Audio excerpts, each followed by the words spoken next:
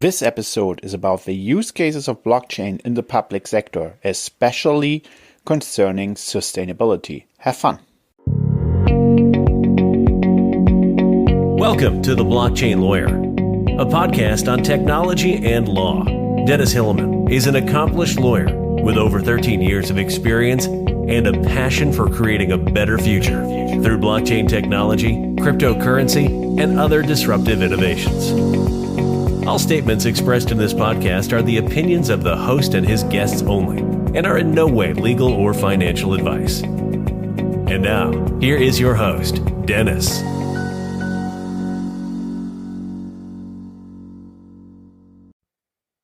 Hi everyone, this is Dennis Hilleman. I'm glad you're back here on the Blockchain Lawyer podcast. I know I haven't been around too much lately, but expect far more regular updates from now on.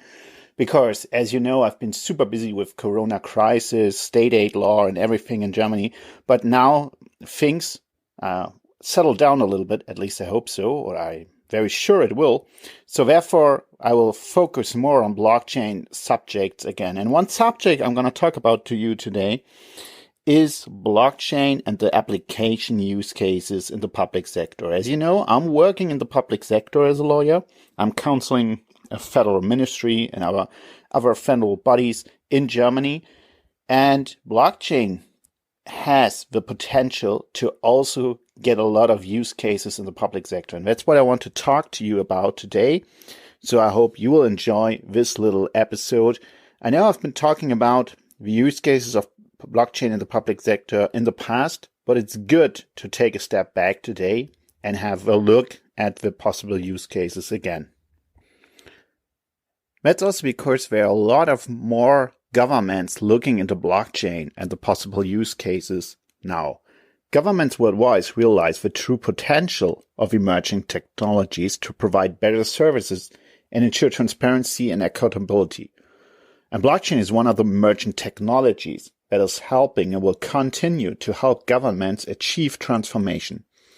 Government departments and agencies are being increasingly pushed to be collaborative and share data across agencies, while at the same time maintain the security of the data in their care. I mean, that's what we all noticed during Corona crisis. We were all dependent on national bodies, administrations working well together, sharing data, but also making sure that this shared data, which is often health data and therefore quite sensitive, was not given to anybody who should know that and was still transferred secure. Governments and the public sector can leverage blockchain to offer improved efficiency, automation of processes, auditability, transparency, and trust. The digital government takes a step ahead and focuses on the provision of user-centric, agile, and innovative public services. The main benefits of applying blockchain technology in governments include several application specifics: reduced economic costs, time, and complexity in intergovernmental and public-private information exchanges that enhance the administrative function of governments, the reduction of bureaucracy, the discretionary power, and corruption.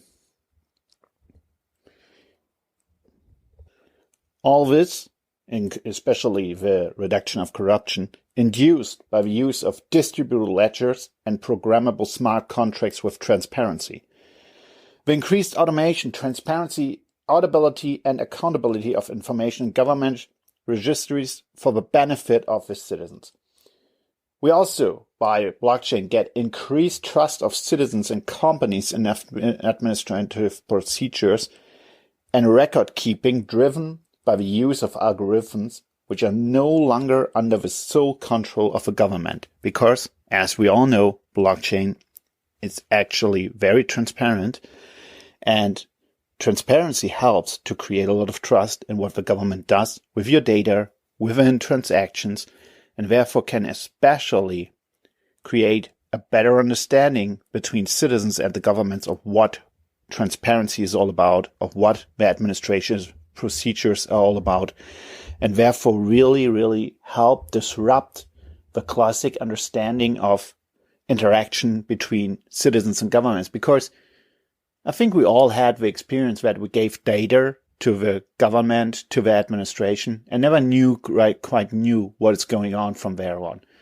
And as we all know, no other than the administration of the government has more data about us. Of course, some will argue that actually today Instagram or Facebook have a lot of data about us, but if you truly look at things, a lot of data is with the administration and public bodies. For example, in Germany, a lot of the healthcare services are public, and therefore they have a lot of data about people.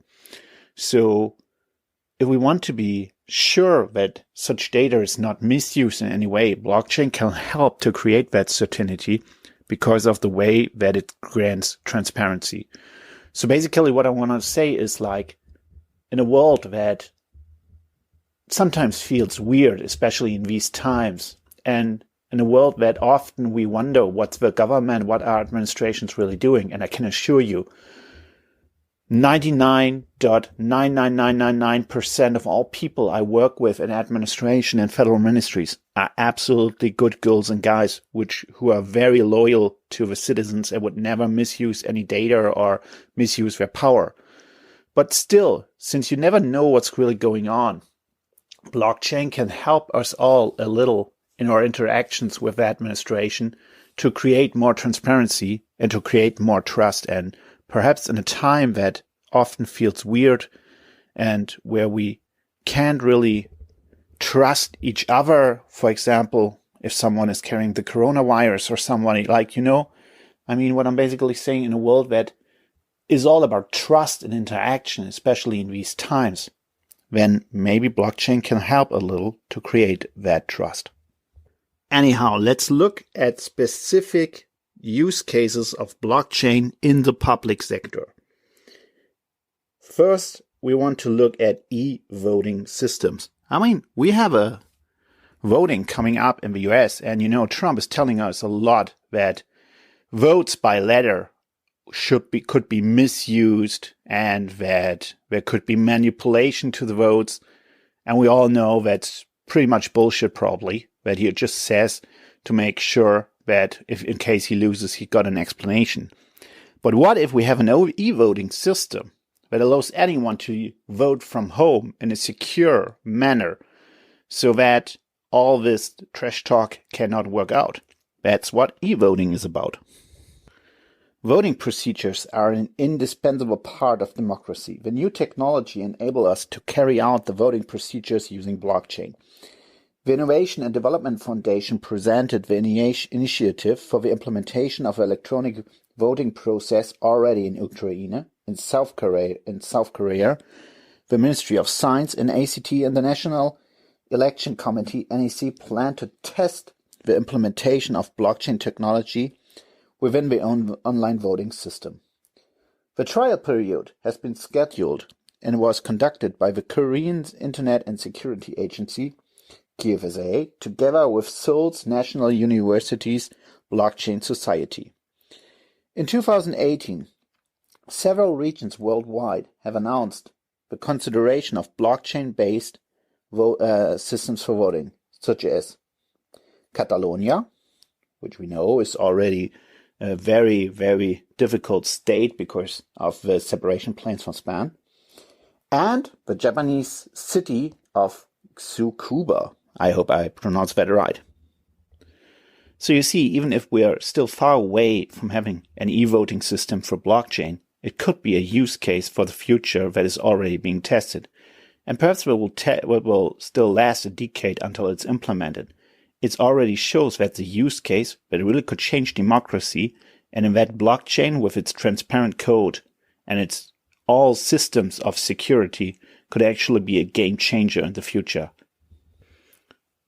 Another use case in that we will probably find blockchain, and I just read a big article about that the other day and found it very, very interesting thesis that blockchain could actually disrupt taxes and fees.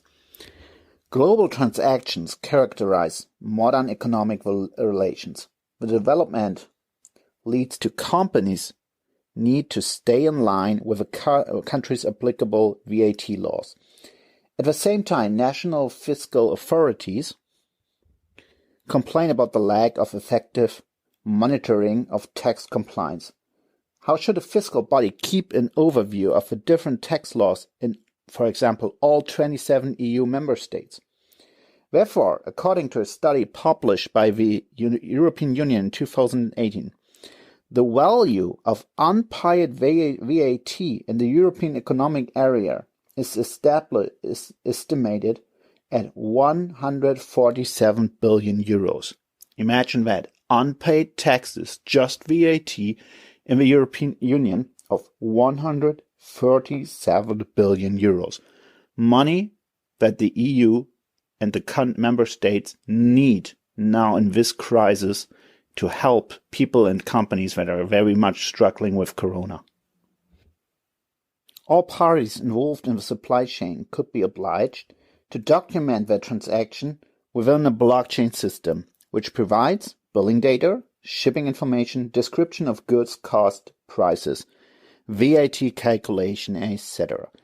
The European tax authorities could use analysis software, also in the cloud, to calculate the taxes and identify possible cases of deceit early. On the side of entrepreneurs, VAT could be paid off as soon as a transaction is carried out using blockchain-based solution, such as those already offered by the company Vertex. Check it out, vertinex.com. It would save all parties a considerable administrative burden. I think that's actually a very good idea. In Germany, for example, if you run a company, you have to do every month a VAT declaration and pay your VAT. And that is a lot of money, a lot of administrative burden that is transferred every month, because of course no one could really conduct this automatically. But if we use blockchain, if we got the program Euro, and if we use systems that could deduct the VAT automatically, a lot of administrative burden would diminish.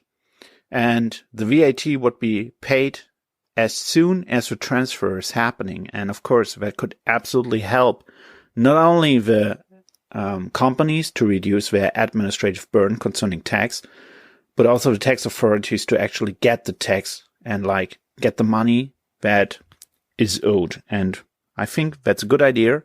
And I know there's a lot of talking about blockchain and taxes currently, and probably that is why the central banks also look actually into central banks' digital currencies, because for tax reasons, not only that could actually help. And if we are going with VAT, we can just look into customs as well. The systems of VAT collection can also apply to customs as the example Capgemini shows. Capgemini has developed a system for that.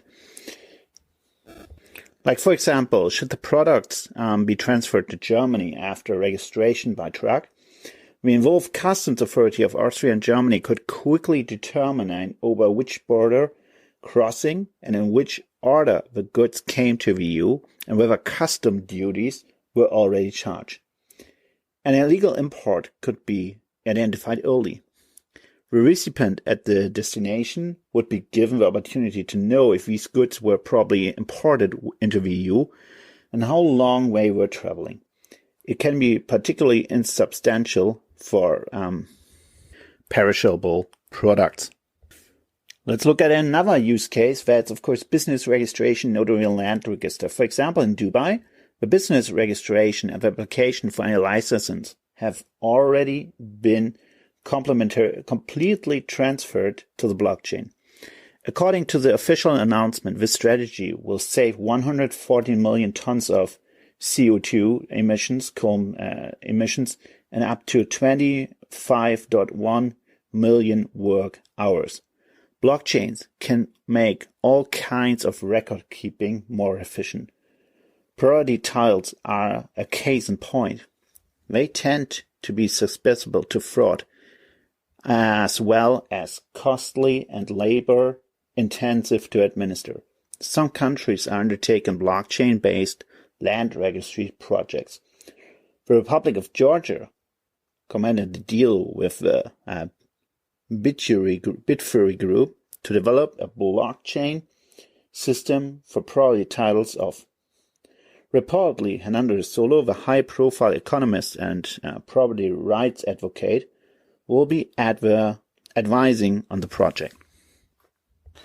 But of course, that's not everything. If we look at the possibilities that blockchain offer, especially the transparency, we can see that governments could use blockchain in many ways to provide a better future. For example, we all know that we're facing a huge climate crisis, and we all know that we need to produce and sell and consume products in a more sustainable way. Germany currently is looking into a new law concerning supply chains. Supply chains are, of course, a huge use case for blockchain. To make it simple, if you put the creation of a product and it's transferred on the blockchain, you can basically see in where the product was produced, under which conditions, and how sustainable the whole transport was. That's a huge use case, not only for sustainability reasons, but also for proving that you were in line with certain quality standards, that you were in line with, for example, also social standards. And of course, now sustainability plays a bigger role, even more so with the Green Deal of the European Union that wants to make Europe carbon-free by 2050. And Germany is actually looking into a law currently that will provide a much stricter supply chain regulation for the companies, and sustainability will play a big role. So if we want to import something, for example, let's say from India or Bangladesh, then of course we must ask ourselves if that is good for the environment and what's the carbon footprint of all of that. And while this is rather a question that is posed on the company level, if the government wants to imply that companies create more sustainable supply chains that don't destroy the climate, that are sustainable, especially in comparison to earlier transportation, which are at best actually carbon-free, then we must impose duties on the companies to prove that sustainability. And from my understanding, you can only prove said sustainability if you use a technology that is A, non-manipulative, that you can change later, and that is B, transparent. And both aspects totally apply to blockchain. So what I'm saying is that while governments impose this law, you often hear what you demand from us is impossible. Especially lobby groups within legislation often impose that new legislative projects would cost the companies and the economy, which is of course shaken in a hard manner by the corona crisis, that it would cost too much. That there's no technology that would allow the ideas of the legislation to be implemented in reality. But I think what we as blockchain fans must say is that that is not true. We can create transparent supply chain routes via blockchain. We can show the carbon footprint by supply chains through blockchain technology. And what I think is that the government and the citizens who actually demand sustainability, most citizens do. None of us want our children to die from floods and extreme heat in the future. That they can impose on companies to use technology that is actually fulfilling all these rules that are imposed on them. That is especially transparent and can show the carbon footprint of a supply chain.